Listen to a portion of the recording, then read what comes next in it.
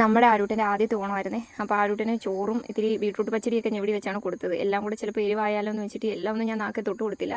അപ്പോൾ ആശാൻ ആസ്വദിച്ചിരുന്ന് കഴിക്കുകയാണ്. മടിയിൽ നിന്ന് കഴിച്ച ശേഷം അങ്ങ് താഴത്ത് ഇറങ്ങിട്ടോ. അപ്പോൾ ആളടങ്ങിയിരിക്കുകയൊന്നുമില്ല, കുഞ്ഞുങ്ങളല്ലേ. അപ്പോൾ ഞാൻ എന്താ ഇത് ഇത്രയും ദിവസം ഇടാഞ്ഞെന്ന് നിങ്ങൾ ചിന്തിക്കുന്നുണ്ടെങ്കിൽ കോപ്പിറൈറ്റ് പാട്ടൊക്കെ ഇട്ടിടാന്നാണ് വിചാരിച്ചത്. അപ്പോൾ കോപ്പിറൈറ്റിൻ്റെ ഇഷ്യൂ വരുമെങ്കിലോ എന്ന് വിചാരിച്ചിട്ടാണ് ഞാൻ എന്ത് ചെയ്തത്, അത് പതുക്കെ ഹോൾഡ് ചെയ്ത് വെച്ചത്.